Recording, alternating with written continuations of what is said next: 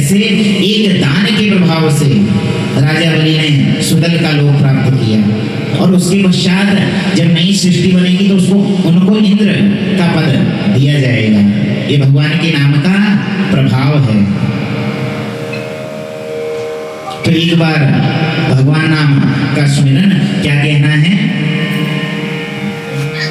सीताराम सीताराम सीताराम कहिए, जाहि विधि राखे राम ताहि विधि रहिए। सीताराम सीताराम सीताराम कहिए, जाहि विधि राखे राम ताहि विधि रहिए। सीताराम सीताराम सीताराम कहिए, जाहि विधि राखे राम ताहि विधि रहिए। जाहि विधि राखे राम ताहि विधि रहिए। हरि बोल।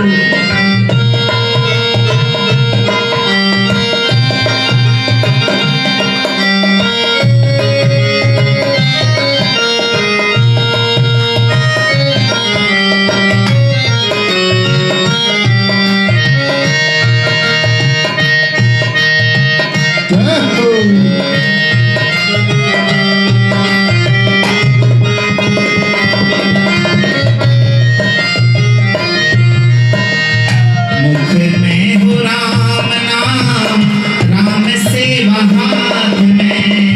मुख में हो राम नाम, राम सेवा हाथ में। मुख में हो राम नाम, राम सेवा हाथ में। मुख में हो राम नाम, राम सेवा हाथ में।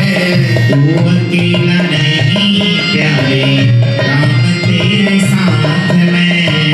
तू अकेला नहीं, राम तेरे साथ में। विधि का विधान जान, हानि लाभ सही।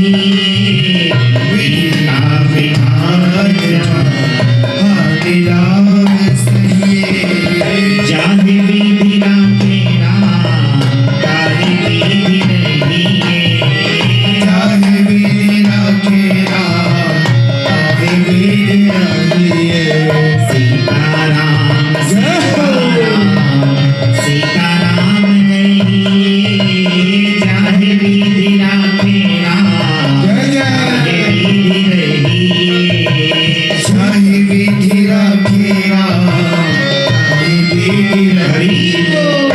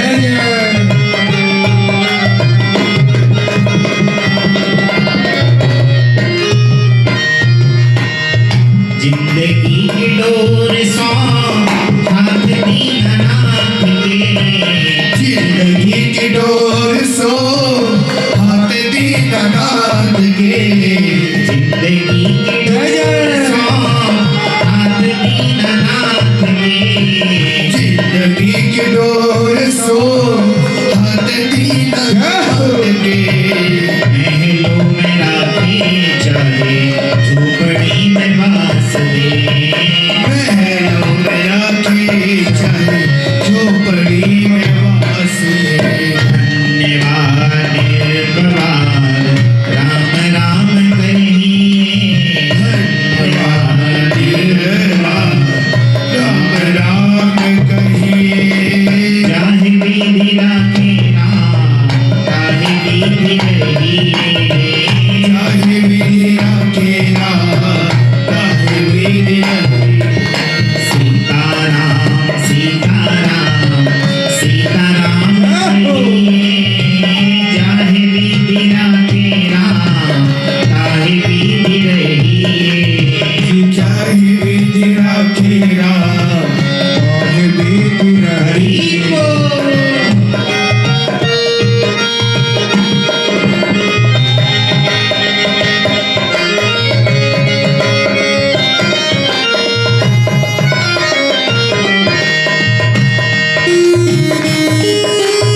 राजा रामचंद्र भगवान की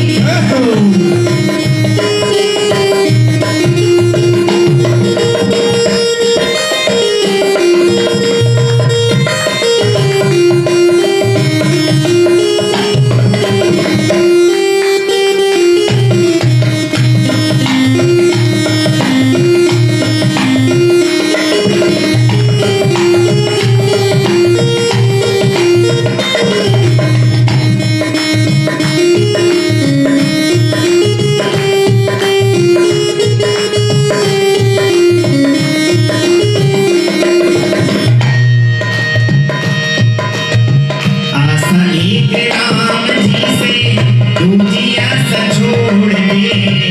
आशा एक राम जी से तुझी आशा छोड़ दे। आशा एक राम जी से दूजी आशा छोड़ दे। आशा एक राम जी से तुझी आशा छोड़ दे। नाता एक राम जी से दूजा नाता तोड़ दे। नाता एक राम जी से दूजा नाता तोड़। काम रस छोड़ प्यारे राम रस पीजिए। काम रस छोड़ प्यारे राम रस पीजिए। चाहे विधि राखे राम चाहे विधि रहिए। चाहे विधि राखे राम चाहे विधि रहिए। सीताराम सीताराम जय हो। राम कहिए। सीताराम सीताराम सीताराम कहिए। चाहे विधि राखे राम चाहे विधि रहिए। चाहे विधि राखे राम चाहे विधि रहिए। चाहे विधि राखे राम चाहे विधि रहिए। चाहे विधि राखे राम चाहे विधि रहिए। चाहे विधि राखे राम चाहे विधि रहिए। हो चाहे विधि राखे राम चाहे विधि रहिए। राजा रामचंद्र भगवान की लक्ष्मी नारायण भगवान की। तो एक नहीं अनेकों उदाहरण हैं और कलयुग के भी कई उदाहरण हैं कि केवल भगवान के नाम केवल नाम से जीव इस भव बंधन से मुक्त हो गया। अन्यथा बंधन तो यहाँ लग ही रहा है। ये मन बड़ा चंचल है, एक जगह स्थिर नहीं रह सकता। नारायण बहुत चंचल है ये मन। अच्छा, मन कितना चंचल है तो स्वयं नारायण भगवान गरुड़ जी से कह रहे हैं, गरुड़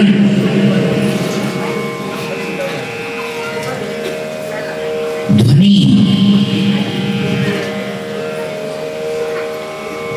ध्वनि बहुत तेज है, ध्वनि की गति बहुत तेज है और उससे तेज प्रकाश की गति है। ध्वनि बहुत तेज गति से चलती है किंतु उससे तेज प्रकाश की गति है। इसलिए जब वर्षा होती है तो कभी कभी होता है ना, जब बिजली चमकती है तो बिजली पहले दिखाई देती है, आवाज बाद में आती है, क्योंकि कारण है प्रकाश की गति तेज है। तो प्रकाश पहले पहुंच जाता है, ध्वनि बाद में आती है। और कहने लगे कि प्रकाश से भी तेज गरुड़ तेरी गति है, तेरी गति प्रकाश से भी तेज है, किंतु मन की गति तुझसे भी तेज है। ऐसा यह मन है, एक जगह पर स्थिर रहना बड़ा मुश्किल है।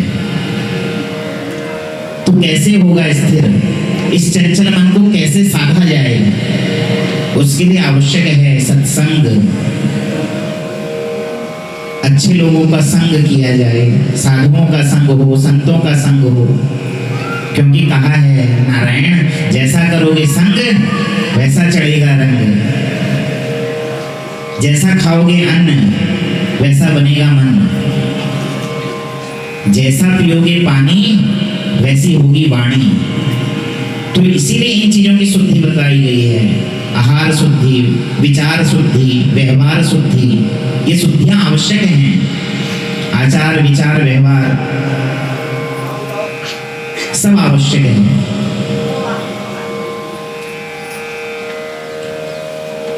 तो इन चीजों की शुद्धि जीवन में आ जाए तो मुक्ति कोई कठिन नहीं है। अंत काले च मामेवं स्मरण मुक्ता कलेवरम, केवल स्मरण मात्र से मुक्त कर देता हूं, कह रहे हैं भगवान गीता में स्वयं।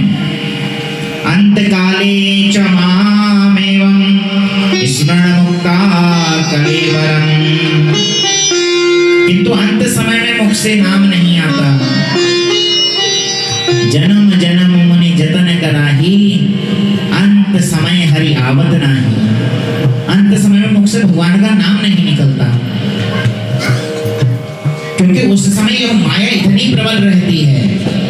जैसे जैसे जरावस्था आती है, वृद्धावस्था आती है, बुढ़ापा निकट आता है, वैसे वैसे माया और अधिक प्रबल हो जाती है और अधिक घेरती है यह माया। तो उस समय फिर यही संसार चित्त में रहता है, और जब तक संसार चित्त में है तब तक यह जन्म और मृत्यु बनी है। पुनरपि जन्मम पुनरपि मरणम पुनरपि जन्मनि जठरे शयनम, जो यह प्रक्रिया है कभी समाप्त नहीं हो सकती है। हृदय में मन में संसार है, हृदय में मन में संसार है। इस हृदय में केवल उस परमात्मा को धारण किया जाए। देह से इस संसार के कर्म किए जाएं, किंतु मन सदैव परमात्मा को अर्पित किया जाए। यह मन परमात्मा को अर्पित हो जाए। तो इसलिए कहा कि सदैव परमात्मा का नाम चिंतन मनन ध्यान करते रहो। सत्संग रूपी इस मन को खुराक देते रहिए, सत्संग रूपी अच्छाई की, क्योंकि यदि वह नहीं देंगे तो बुराई स्वतः आ जाएगी। बुराई को फिर नहीं अनुमति लेनी पड़ती आने के लिए, वह स्वतः आ जाती है। अच्छाई को स्वयं लाना पड़ेगा। अच्छाई के लिए हमें खुद प्रयत्न करने पड़ेंगे। बिना प्रयत्नों के यह अच्छाई नहीं प्राप्त हो सकती।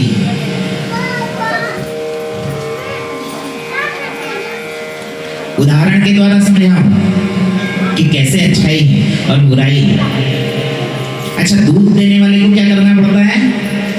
सुबह सुबह सबके घरों में जाकर दूध देना पड़ता है।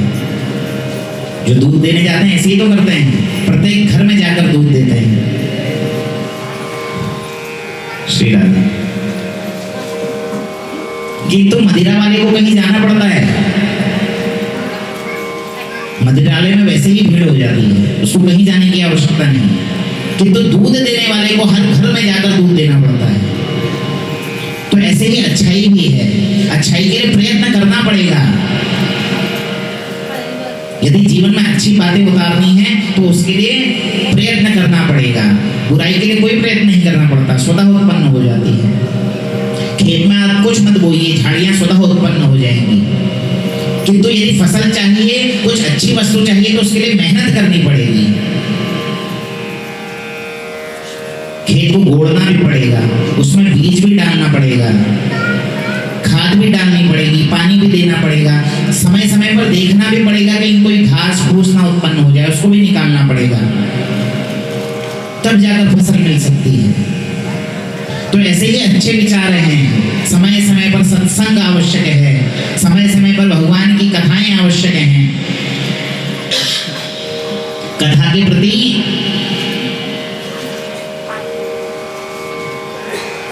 हमें रसिक बनना पड़ेगा। बिना रसिक बने जीवन में कथा नहीं आ सकती। तो इसलिए रसिक बनिए कथाओं के, जहां कथा हो कथा का श्रवण किया जाए, जितना समय मिल सके उतना समय, 1 घड़ी आधी में पुनियाद, तुलसी संगत साधु की हरे कोटि अपराध, जितना समय मिल सके। और श्रेष्ठ चिंतन कैसा है कि हम कर्म कुछ भी करें, उठ रहे हैं, बैठ रहे हैं, खा रहे हैं, पी रहे हैं, जाग रहे हैं, सो रहे हैं, या कुछ भी कर्म कर रहे हैं, मन में सदैव परमात्मा का नाम चलता रहे। श्रेष्ठ चिंतन, श्रेष्ठ भक्ति है वह। तो कल कथा क्रम में हमने सुना कि राजा बलि के द्वार पर स्वयं भगवान वामन आए, 2 पग में संपूर्ण त्रैलोक को नाप दिया। 1 पग में नीचे के 7 लोग, दूसरे में ऊपर के 7 लोग, और राजा बलि को बंधन में बांधा। तब बलि ने कहा कि प्रभु मेरे सर पर अपना तीसरा पग रख दीजिए, मेरा संकल्प पूर्ण हो जाएगा। तो कहने का अर्थ यही है कि संकल्प हम जो भी लें, उस संकल्प को फिर पूर्ण किया जाए। तो इसलिए संकल्प लेते समय बहुत सचेत रहना चाहिए नारायण, कि हम जो संकल्प ले रहे हैं वो पूर्ण कर सकते हैं या नहीं। संकल्प लेते समय बड़ा सचेत रहना चाहिए। संकल्प तो हम ले लेते हैं कि तो संकल्प की जब पूर्ति नहीं होती फिर जीवन में कष्ट आता है। हमारे ही कर्म हमारे लिए दुख रूप में उत्पन्न होते हैं, चाहे वो अच्छा कर्म हो या बुरा कर्म। अच्छा कर्म किया है तो उसका भोग भी भोगेंगे, बुरा कर्म किया है उसका भोग भी हमें भोगना पड़ेगा। भीष्म पितामह के बारे में तो सबने सुना है, क्यों भीष्म पितामह को सरसैया पर लेटना पड़ा। हम सोचते हैं गंगा स्नान करेंगे और पापों से मुक्त हो जाएंगे। अरे भीष्म पितामह स्वयं गंगा के पुत्र थे और उनको भी अपना किया हुआ कर्म भोगना पड़ा है। जब महाभारत का युद्ध समाप्त हुआ ना, तो पांडवों को लेकर भगवान गए भीष्म पितामह के सम्मुख। तो भीष्म पितामह ने भगवान को देखा, मुस्कुराए। देखिए उस अवस्था में हैं, सरसैया पर लेटे हुए और वहीं से मुस्कुरा रहे हैं कि प्रभु आप मेरे सम्मुख आ गए। और कहने लगे स्थिति ऐसी हो गई है कि आपको प्रणाम भी नहीं कर सकता, हिल भी नहीं सकता हूँ। जहां से भी हिलने की कोशिश करता हूँ वहीं से रक्त की धार फूट पड़ती है। सरसैया पर लेटे हुए हैं। तो कहने लगे कि मेरा ऐसा कौन सा कर्म रहा कि इतना कष्ट मुझे भोगना पड़ रहा है। जहां तक मुझे ज्ञात है मैंने तो ऐसा कोई कर्म नहीं किया, कोई पाप कर्म मेरे द्वारा नहीं हुआ। तो भगवान कृष्ण मुस्कुराए और कहने लगे पितामह, इस जन्म में ना सही पूर्व जन्म के कर्म रहे होंगे। अच्छा, आपको तो इच्छा मृत्यु का वरदान है, उसके साथ एक और वरदान है कि आप अपने पूर्व जन्म भी देख सकते हैं। तो अपने पूर्व जन्म को देखिए ना, शायद उसमें कोई पाप कर्म बन पड़ा हो। तो पितामह कहने लगे कि हे केशव, इतने दिनों से यहाँ पड़े पड़े कर क्या रहा हूँ, अपने पूर्व जन्म ही देख रहा हूँ। और 1-2 जन्म नहीं, अपने पिछले 100 जन्म देख लिए हैं, और उन 100 जन्मों में भी ऐसा कोई पाप मेरे द्वारा नहीं हुआ। तो भगवान कहने लगे कि पितामह केवल 100 जन्म देखे हैं, उससे पूर्व। तो भगवान ने पितामह के सर पर हाथ रखा और उनको उनके 101वें जन्म में लेकर गए। उस जन्म में पितामह महावत थे, जो हाथी को हाँकता है, हाथी को साधता है। तो एक बार वह महावत उसी हाथी पर बैठकर मार्ग से जा रहा था, तो रास्ते में उस महावत की दृष्टि एक सर्प पर पड़ी। सर्प मार्ग से गुजर रहा था, तो जिस अंकुश से हाथी को साधते हैं, गज को साधा जाता है, वही अंकुश उस सर्प पर फेंका उस महावत ने। नीचे उतरा, अपना अंकुश लिया, देखा भी सर्प की मृत्यु नहीं हुई है। पूंछ से पकड़कर एक कटीली झाड़ियों के ऊपर उस सर्प को फेंक दिया। तो भगवान कहने लगे पितामह से कि पितामह, जितना कष्ट उस सर्प ने उन कटीली झाड़ियों पर भोगा था, आज वही कष्ट आपको इस सरसैया पर भोगना पड़ रहा है। क्योंकि कर्म कभी समाप्त नहीं होता। कर्म कर दिया है तो फिर उसका भोग भोगना ही भोगना है। और हम सोचते हैं कि कर्म कर लिया, गंगा स्नान करेंगे, पापों से मुक्त हो जाएंगे। किया है तो भोगना पड़ेगा। इसलिए कहा ना, प्रकृति का संरक्षण आवश्यक है। प्रकृति का यदि संरक्षण नहीं करेंगे तो कहीं ना कहीं प्रकृति कुपित होगी। और जब प्रकृति कुपित होती है तो क्या होता है, सबको पता है। 2013 में देखा था ना केदारनाथ का हाल। अच्छा, तीर्थ स्थल होते क्या है और हम उनको बना क्या देते हैं? तीर्थ स्थल है पवित्रता का स्थान, और हम वहां पहुंचकर उनकी ही पवित्रता भंग करते हैं। तो कहीं ना कहीं कर्म किया है तो भोगना तो पड़ेगा ना। तो तीर्थ स्थलों की पवित्रता बनी रहे, ऐसा प्रयास प्रत्येक जीव को करना चाहिए।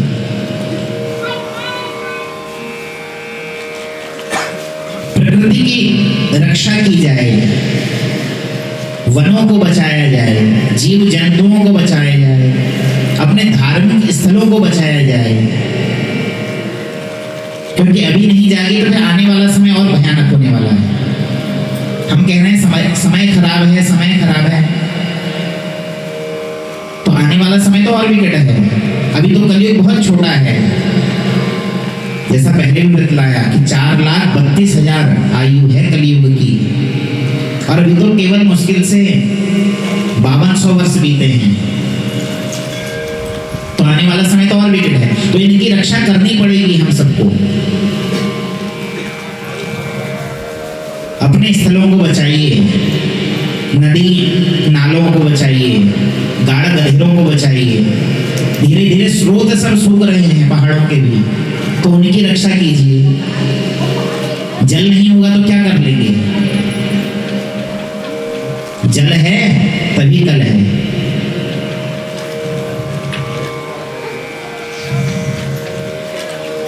पानी बिना न उबरे मोती मानस चून। बिना पानी के कुछ नहीं हो सकता। तो जल का संरक्षण कीजिए। अपने वनों को हरा भरा बनाया जाए। काटते तो हम हैं, किंतु उसकी जगह नए भी लगा रहे हैं, इस पर कोई दृष्टि नहीं डालता। तो प्रकृति संरक्षण अत्यंत आवश्यक है। तो वह प्रकृति संरक्षण किया जाए, करना पड़ेगा। तो इसके लिए हम सबको जागरूक होना आवश्यक है। जब तक जागरूक नहीं होंगे, केवल कहने की बातें रह जाएंगी, तो किया हुआ कर्म कभी समाप्त नहीं होता। पितामह को भी भोगना पड़ा अपना किया हुआ कर्म। तो भगवान ने कहा कि वही कर्म है जो जितना कष्ट उस सर्प ने वहां भोगा था, वही कष्ट आप आज यहां भोग रहे हैं। तो उसके पश्चात पितामह पांडवों को शिक्षा देने लगे कि राजा कैसा हो, राजा के क्या कर्म कैसे होने चाहिए। नीति शास्त्र, राजशास्त्र की शिक्षा देने लगे। तो बगल में खड़ी द्रौपदी मुस्कुराने लगी। तो पितामह पूछने लगी, पुत्री क्या हो गया, क्यों मुस्कुरा रही हो, क्या कुछ गलत कहा? तो द्रौपदी कहने लगी, नहीं नहीं, गलत कुछ नहीं कहा, किंतु मैं सोच रही हूँ कि अब ज्ञान उस समय कहाँ चला गया था जब भरी सभा में मेरी लाज उतारी जा रही थी। तब दुर्योधन को क्यों नहीं बतलाया कि राजा को कैसा होना चाहिए, उसको क्या कर्म करने चाहिए। तो पितामह कहने लगी कि पुत्री, उस समय दुर्योधन का भोजन, दुर्योधन का अन्न खा रहा था, तो बुद्धि दूषित हो गई थी, क्योंकि पाप का धन है ना, तो बुद्धि दूषित हो गई थी। आज इस सरसैया पर लेटा हूं, शरीर से सब रक्त निकल चुका है, विरक्त हो गया हूं। अच्छा, विरक्त के भी दो अर्थ हैं। विरक्त जिसके पास रक्त ही नहीं है, और एक विरक्त जो इस दुनिया से विरक्त हो गया, जिसे दुनिया से कोई मतलब नहीं। तो पितामह भी ये कह रहे हैं कि अब विरक्त हो गया हूँ, शरीर से भी और दुनिया से भी। तो पुनः वह स्मृति, वह मेधा मेरी ज्ञानवान हो गई। तो इसीलिए अन्न का विशेष महत्व है, भोजन की शुद्धि आवश्यक है, और कर्म बड़े आवश्यक है कि हम क्या कर्म कर रहे हैं। अच्छा कर्म करेंगे तो उसका फल भोगेंगे, बुरा कर्म करेंगे तो उसका फल भी भोगेंगे। अच्छा, कई लोग कहते हैं कि भैया कलयुग चल रहा है, जो बुरा बुरा करता है उसके साथ सब अच्छा होता है। कई लोग अभी ये भी कह देते हैं महाराज तो एक बुरो करो हो, सारे कुकर्म हो करो और एक दगड़ भला भला है रहो, हम रात दिन भल कर्म करनो, हमारे दगड़ सब बुरा बुरा यश की है। तो देखिए, अगर आप भक्ति के मार्ग पर चल रहे हैं, शुभ कर्म में चल रहे हैं, तो परमात्मा क्या करता है, आपके जितने पाप हैं, जितने बुरे कर्म पूर्व के हैं, सब एक साथ सम्मुख लाकर रख देता है। कहता है पहले इसको भोग ले, अपने कष्ट, अपने दुख, अपने बुरे जितने कर्म हैं उनको भोग ले और शुद्ध होकर मेरे पास आ जा। जब सब कर्मों से मुक्त हो जाएगा तो मैं तुझे ग्रहण कर लूंगा। और जो पाप मार्ग में चल रहे हैं, वह शुभ भोग रहे हैं, तो समझना चाहिए पूर्व के जो कर्म हैं, परमात्मा कहता है ले अपने पूर्व के जितने शुभ कर्म हैं उनको भोग ले, उसके बाद जब मेरी लाठी चलेगी तो परमात्मा की लाठी में आवाज नहीं होती।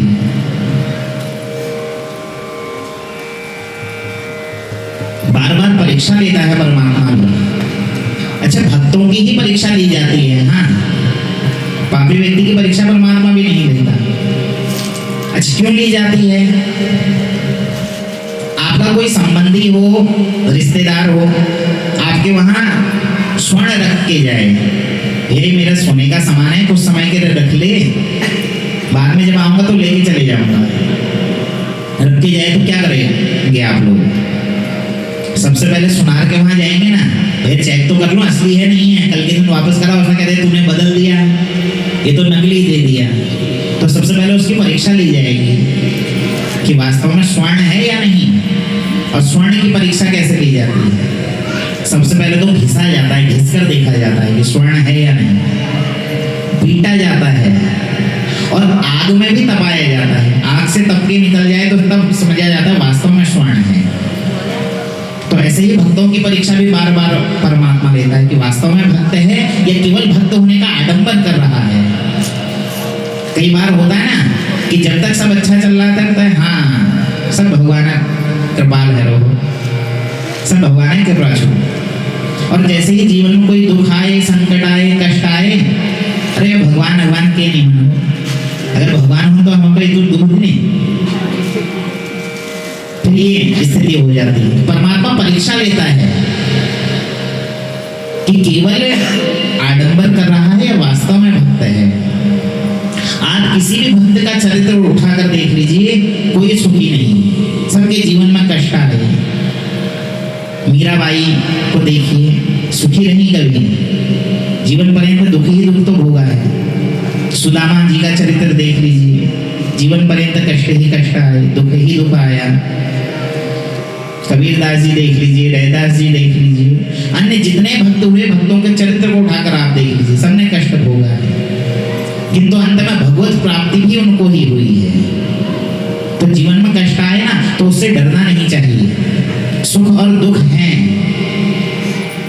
तो जो सम रहे, सुख में भी सम रहे, दुख में भी सम रहे, वही वास्तव में सच्चा भक्त है। दुख आ रहा है तो उसमें भी सम हो, सुख आ रहा है तो उसमें भी सम रहे। दुख और सुख है क्या? यदि कभी जीवन में सुख आए ना तो समझना चाहिए परमात्मा की कृपा बरस रही है, परमात्मा की कृपा हो रही है।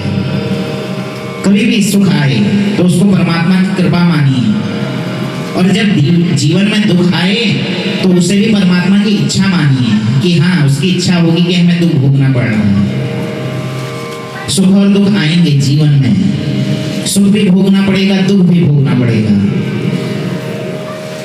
तो इसीलिए पितामह कह रहे हैं कि अब इस समय और कोई इच्छा नहीं। भगवान ने कहा कुछ और मांगना है तो मांग लो। तो भीष्म पितामह ने कहा एक इच्छा है, अंतिम इच्छा। तो परमात्मा ने कहा क्या? भगवान कृष्ण पूछने लगे क्या इच्छा है? तो पितामह कहने लगे भगवान से कि ऐसे ही खड़े रहो मेरे सम्मुख जब तक मेरे प्राण नहीं निकलते। और कैसे खड़े रहो? ऐसे मुंह लटका के मत खड़े रहो, मुस्कुराओ, मुस्कुराइए। देखिए मुस्कुराहट भगवान की देन है, अन्य कोई नहीं मुस्कुरा सकता 84 लाख में, मानव को ही यह सौभाग्य मिला है। तो सदैव मुस्कुराते रहना चाहिए, चाहे समय कैसा भी हो। अच्छा समय हो तो भी मुस्कुराइए, और कभी कोई संकट आ रहा है, दुख आ रहा है तो भी मुस्कुराइए, क्योंकि रोने से वह संकट बीतने वाला तो है नहीं। हाँ मुस्कुराएंगे तो उस संकट से लड़ने का सामर्थ्य आ जाएगा। तो मुस्कुराते रहना चाहिए जीवन को। अरे हो तो रहा है। तो भगवान